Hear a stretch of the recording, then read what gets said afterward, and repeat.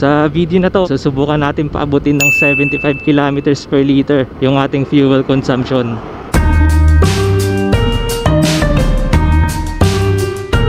Susubukan natin kung talaga bang achievable yan under normal condition. Kung napanood nyo yung sa Suzuki Econoran last year na ginawa, yung Bergman standard, umabot siya ng parang 94 or 96 kilometers per liter. Grabe, diba? Sobrang tipid talaga. Tapos yung mga naka EX naman, umabot sila ng 75 or 76. So ngayon, gusto kong subukan gawin yun, yung 75 kilometers per liter. Subukan ko lang siya kung kaya ba talaga siya gawin under normal na condition. Gagawin pa rin naman natin yung basic tips nila tsaka recommendation para mapatipid natin yung konsumo ng ating gas. Unang-una na dyan, syempre yung kailangan, yung tire pressure natin dapat tugma dun sa recommended nila. So ganun ang ginawa ko. Pagkatapos ko magpagasolina ng full tank kanina, chinek ko na yung tire pressure. So kailangan yung nasa unahan parang 29 PSI, tapos yung nasa likod 33 PSI. Yun ay pag solo ka. So yun, na-check ko na yun. Tapos nagpa full tank na ako kanina doon sa may gasolinahan. Kasunod na tip nila doon, dapat yung throttle habit mo, dapat hindi ka masyado aggressive. Kailangan yung throttle habit natin ay smooth lang din talaga sa pagpatatakbo. Hindi ko na masyadong pinipiga. Tapos yung pangatlong tip din nila, kailangan yung cruising speed natin nasa lang, 40 to 60 kilometers per hour lamang. Siguro maximum ko yata 45. Hindi tayo maghahataw.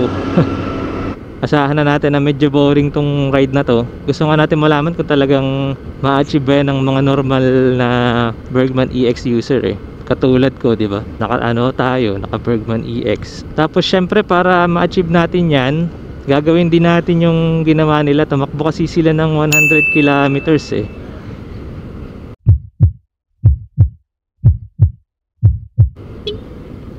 It was at this moment that he knew. He fucked up. Ay nako, pasaway si kuya. Diyos ko, puro ko hindi man lang lumilingon Kainis. So tatakbo nga tayo ng 100 kilometers at para magawa natin yan, iikutin natin ang Mayon Loop. Nasa 100 kilometers yan.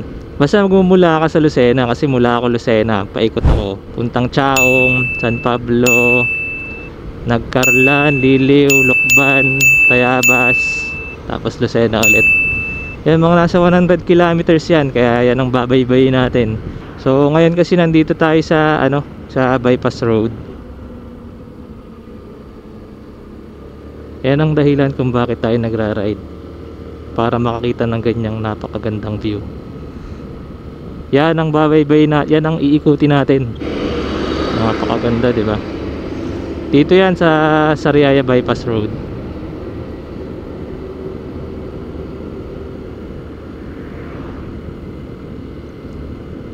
Kitang kita, ang ganda.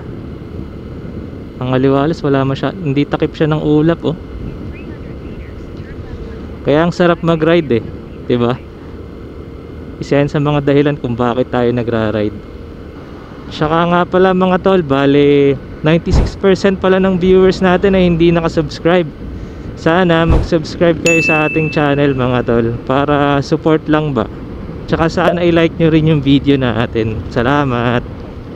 Dito na pala tayo mga tol sa Candelaria, Quezon. Mabilis lang from Lucena. Mabilis lang makarating dito kasi may mga bypass na Grabe mga tol, hindi ako makapaniwala. Ang ganda ng panahon ngayon. Sa Lucena kasi ulan ng ulan. Ngayon lang talaga gumanda ang panahon. Ang gantong maaliwalas. Nakakamangha nakakita ng maaliwalas na panahon. So mga tol, bumiyahe pala ako ay Sabado after lunch, mga alas 2 pala to be exact, para wala masyadong traffic, walang office, diba? Kasi Saturday. Tapos patay na oras tong biyahe ko, alas 2. Pero syempre pag dumadaan pa rin tayo sa mga kabayanan katulad nito sa Candelaria, medyo mabigat pa rin ang traffic kasi marami pa rin tao dito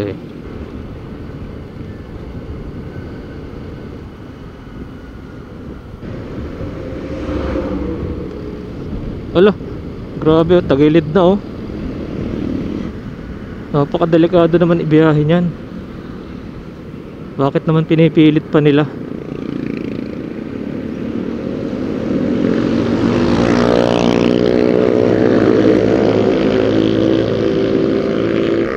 Ayun oh, tagilid na siya eh. Bakit naman pinipilit ibiyahe yan? Grabe naman.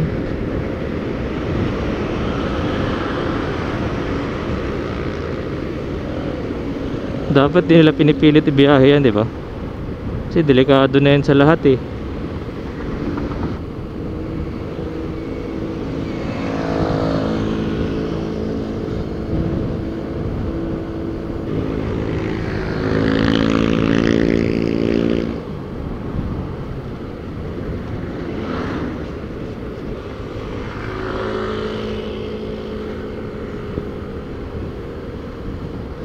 Wala, ano ba yan? Palundag-lundag dito ah. Tagtag ng kalsada.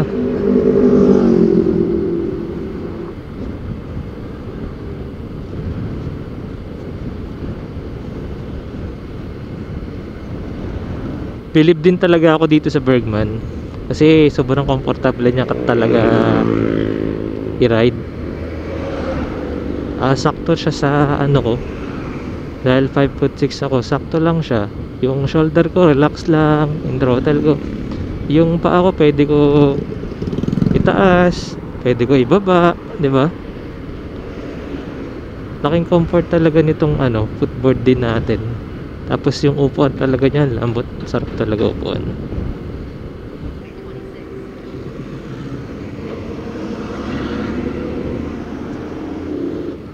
9 kilometers to San Pablo.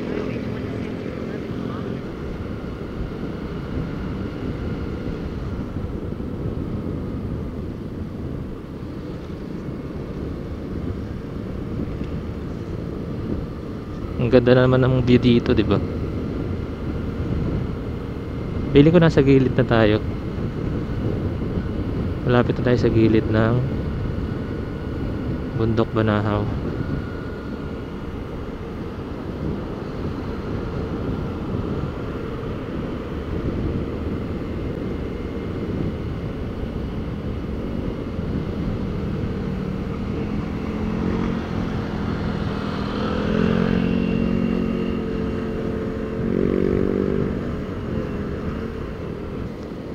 Biglang daming sasakyan, ano?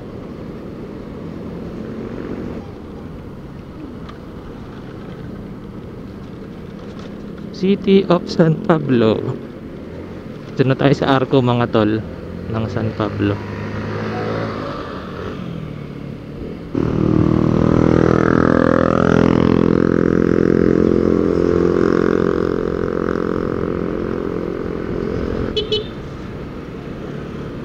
So, San Pablo pa rin tayo, mga tol. Medyo bumibigat na ang daloy ng trapiko.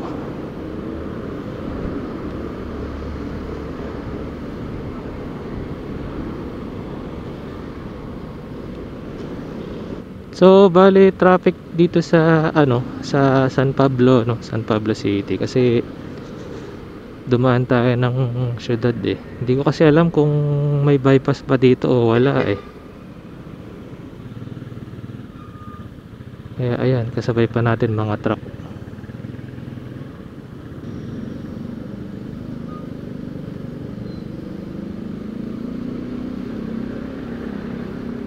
Kaya tayo manggigilid-gilid.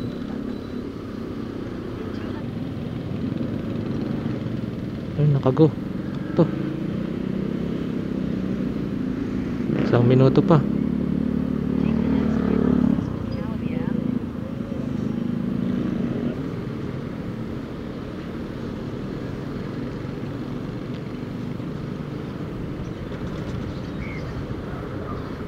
So pag nata-traffic ka talaga, no, ang laki ng kababasan sa ano, sa fuel consumption dito sa metro, sa panel. Ang tagal niya, ang bilis niya mabawasan, di tulad pag tumatakbo ka naman, medyo matagal siya madagdagan. Pero pag na traffic ka, ayan oh, kanina 75 to, ngayon 74.1 na agad eh. Saglit lang tayo na traffic nun ah. Bukod dito sa gantong basehan natin, mag ano rin tayo, ipo-full tank din natin mamaya para dalawang basehan natin kung accurate din ba itong nandito sa panel natin. Shoutout sa mga taga San Pablo na viewers ko, comment naman kayo.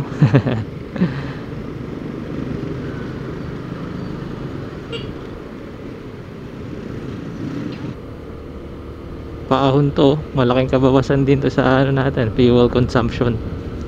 Feeling ko mula dito sa San Pablo tapos papunta na sa mga sa ano Liliw, Nagkarlan, feeling ko puro paahon na doon.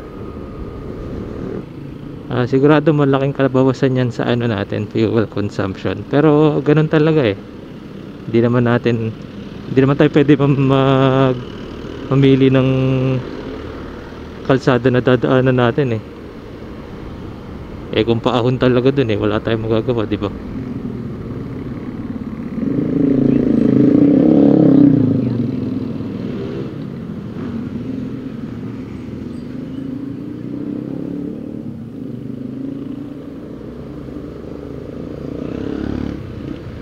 So, paano na tayo? Paliliw, Nagkarlan.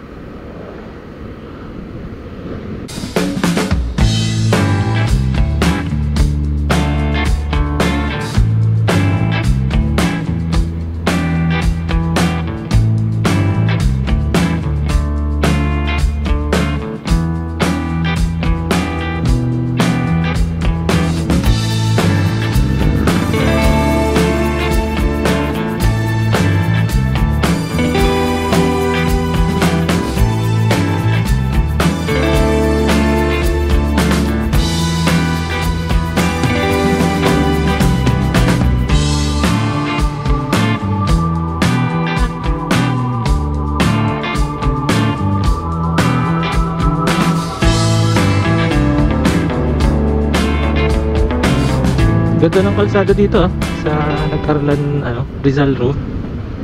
Ganda. Wala masyadong butas. May mga pintura ang kalsada, di ba? Very good.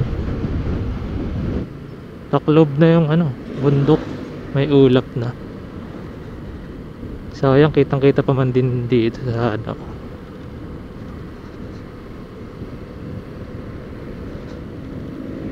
may ulap. Sayang, kitang-kita sa yung bundok ko. May ulap lang.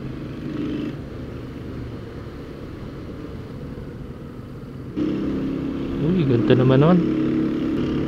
Kung bibili man ako ng big bike, ang gustong-gusto ko talaga yung mga cruiser type. Hindi kasi ako mahilig magpatakbo ng mabilis eh. Kaya gusto ko yung lang, chill na patakbo lang. Kaya mas gusto ko talaga yung mga cruiser. Dito na tayo sa bayan ng Nagkarlan. Ayan, medyo matraffic na. Hello, traffic sa Nagkarlan. Silong, Mami. Oh, yan pala yung mamihan na napanood ko dun sa isang YouTuber, yung nagkakamping gamit yung tuk-tuk na may kasamang aso. Sabi niya masarap daw dyan eh. Yan dyan. Yan na nga mismo yun. Nakita ko sa video niya yan eh. Sino nga ba yun? Nalimutan ko eh.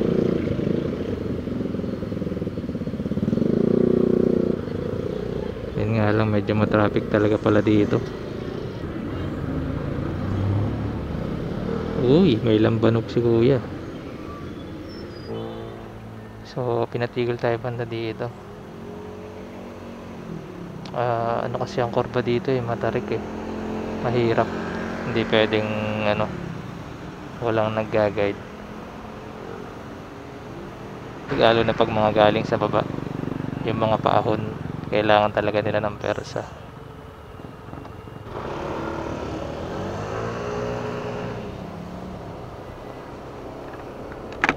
Ayan tarik, diba?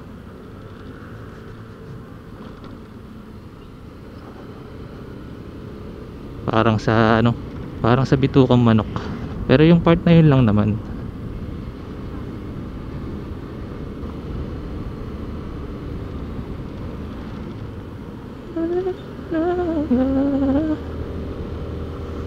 I'm gonna be next to you.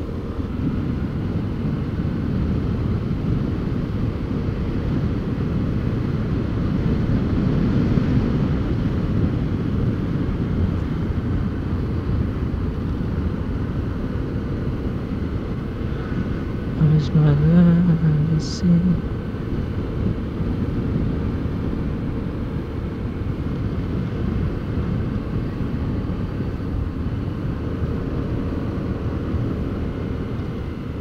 Naku kuya, wag ko dyan u-turn. Delikado dyan mag u-turn. Blind spot yan ng ng lahat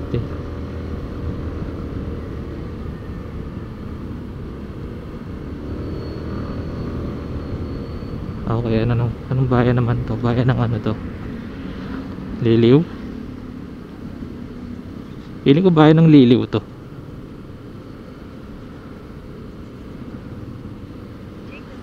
Mga tol, feeling ko ito na yung huling bayan na madadaanan natin, tas puro na lang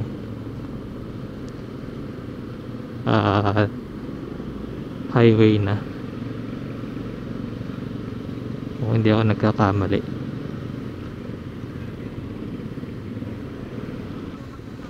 Naglalabasan na kasi ang mga tao kasi mag-aalas 4 na hindi na masyado mainit.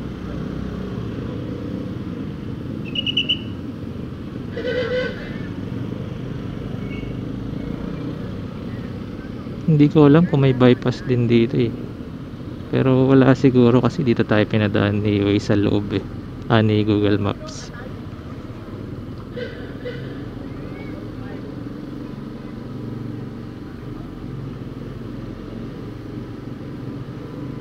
Shout out sa mga taga-Liliw dyan na viewers natin. Tapos ito pamahay-hay na tayo, tapos Lukban, Lucena.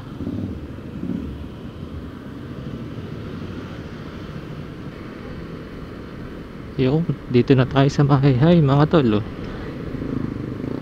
Kita nyo dami nagsiswimming marami kasi ditong ilog na mapagsiswimming, tapos napakalamig pa ng tubig.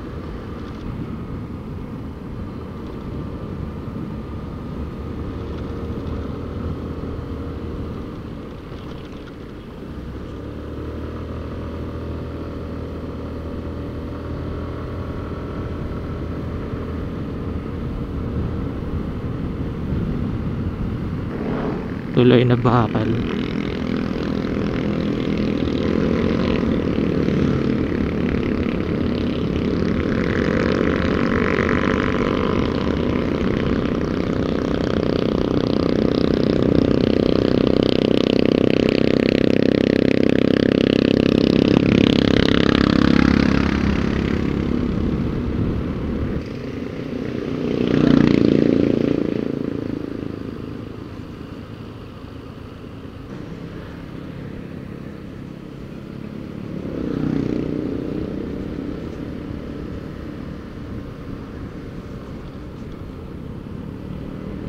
Mahay-hay, Laguna.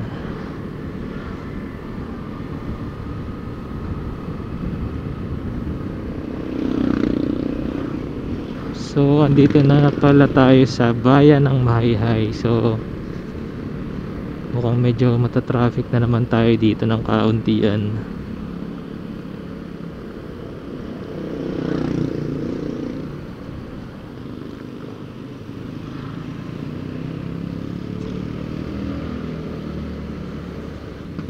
After nito, Lukban na ang kasunod.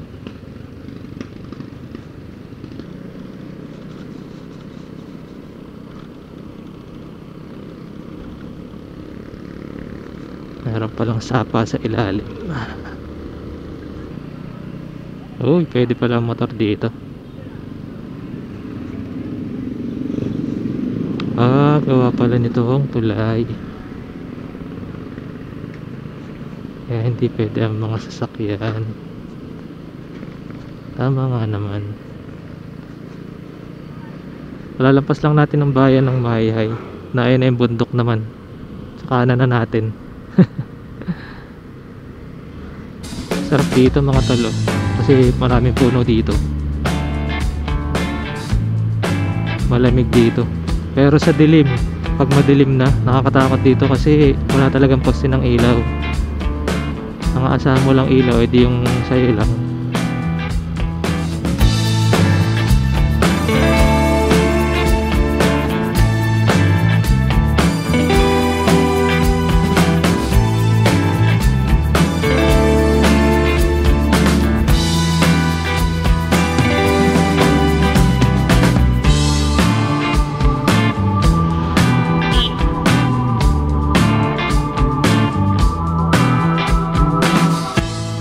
Kayo magpapagabi dito sa daan na kalsada na ito mga tol, dahil sobrang dilim dito lalo na pag umuulan.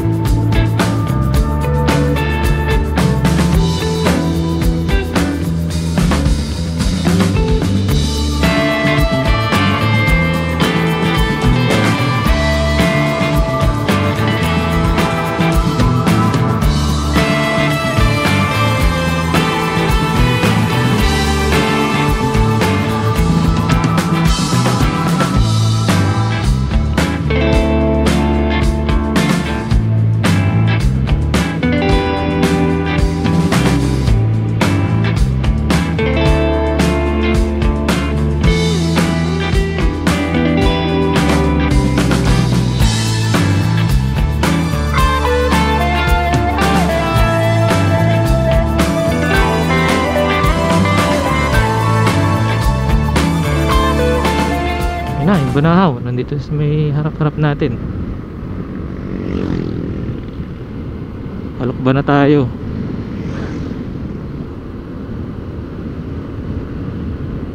Ayun o, nasa may harap naman natin.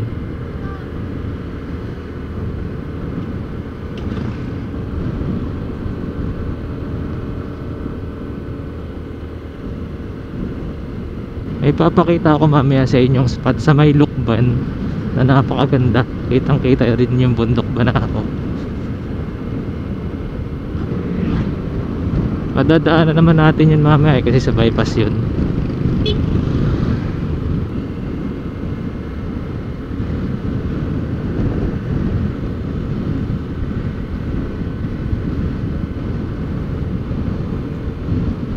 Malapit na tayo sa Lukban mga tol, sa may bypass.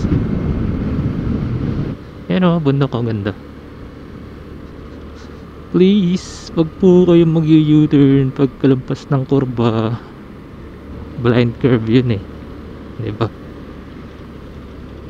Pagliko namin, hindi ka namin kita eh. Umabilis kami, diba? Tapos mahina ang preno. Paano na? Dito tayo sa Lukban Bypass Road. Para hindi na tayo dadaan ng Lukban Bayan. Ganda dito mga tol, oh.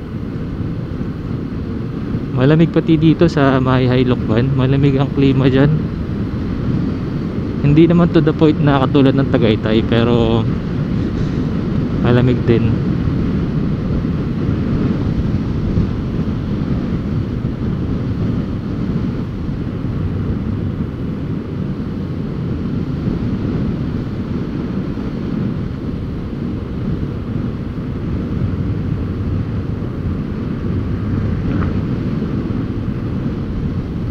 Hinatawa na tayo nung kasabay nating click.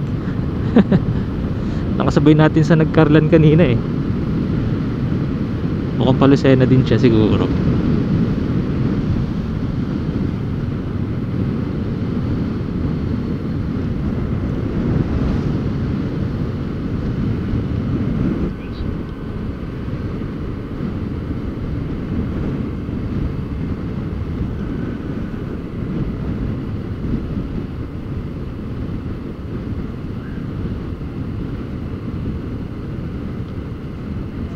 Cute.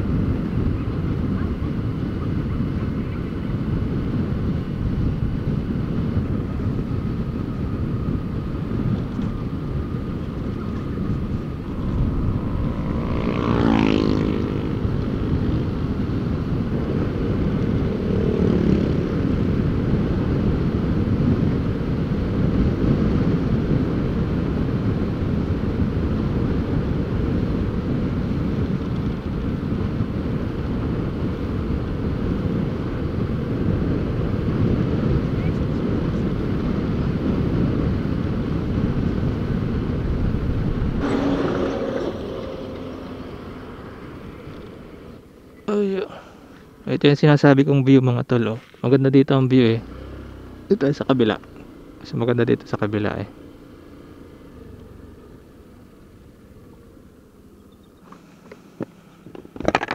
Oh, diba?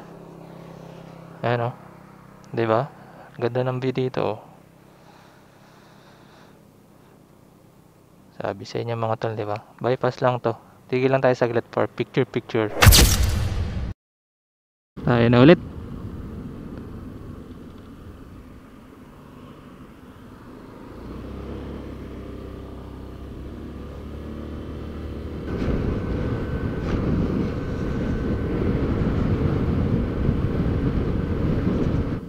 Okay, next stop. Patayabas na tayo.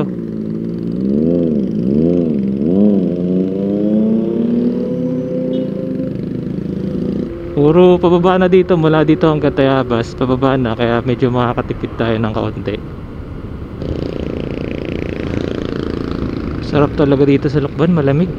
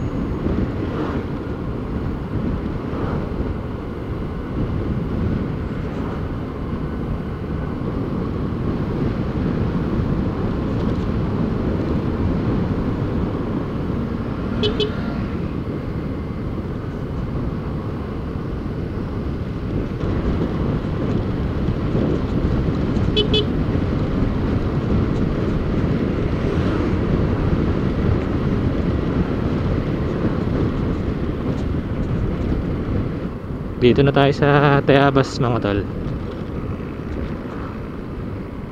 Tayabas Bypass Road.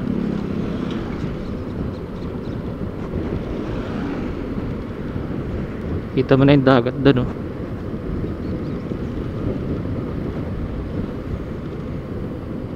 Yan, naka-bypass na tayo ng bayan ng Tayabas.